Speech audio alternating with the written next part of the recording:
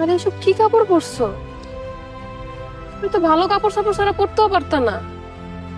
তুমি তো সবসময় কইতা গ্রামের মানুষজন নাকি খারাপ হয়, তাদের মাইন্ড খারাপ হয়।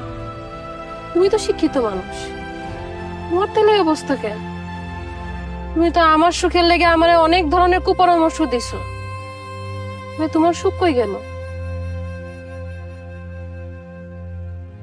তুই এখন আমার অপমান করতেছিস। তোর ভাই আর তোর ভাবি তারা দুইজন আমার লাগে খুব খারাপ ব্যবহার করছে। তোর ভাবি আমার ঠিক মতো খাইতে দেয় নাই, আমার আমারে অপমান করে কথা কইতো। তোর ভাই কোনো সময় তোর ভাবিরে দুইটা কথা শোনায় নাই।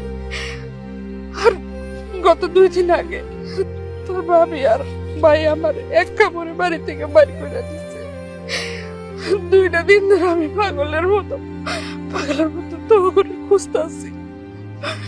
আমি লাজ শরমের মাথা খাইয়া তোর কাছে আইছি রে মা।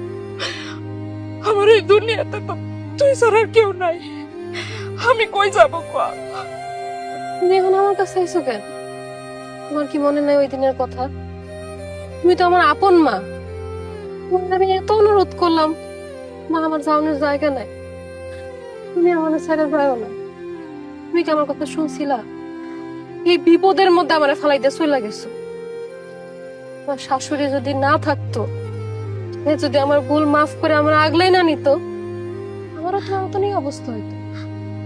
শোনো মা, মাঝে মাঝে আমার সন্দেহ হয় তুমি কি আসলেই আমার মা। মারে, আমি অনেক বড় ভুল করে বলেছি, আমার তুই মাফ করে দে মা, আমার তুই মাফ করে দে। আমার কাছে মাপ চাওয়ার কিছু নাই মা। ধরো টাকাটা লইয়া তুমি এখান থেকে চলে যাও। ধরো। বৌমা, সি সি সি সি, এটা তুমি কি করো? হ্যাঁ, এটা কোনো কথা হলো? ও তোমার মা, তোমার জন্মদাত্রী মা, তোমাকে জন্ম দিছে। হ্যাঁ, তার পায়ে দিয়ে তোমার বেশ। মায়ের বিচার তুমি করো, মার কোনো বিচার হয়? সন্তান মার বিচার করবে কিভাবে কও?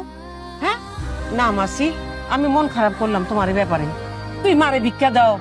হ্যাঁ, মা তোমারে ভিক্ষা দিবে, তুমি তারে ভিক্ষা দিবা? আল্লাহ বেজার হইব মা। তুমি উল্টা মার কাছে মাপ চাইবা? ছি, না গো আপা, না, আপনি কাঁদেন না তো। আমি যখন এই বাড়িতে আসি, আমার যখন জায়গা হয়েছে আপনারও জায়গা হইব। আপনি কই যাবেন? আপনি এইখানেই থাকবেন, আপনারও ছেলে আপনারই মেয়ে। চলেন আপা, আপনি আমার ঘরে চলেন। আমার মাফ করে দিন। সেই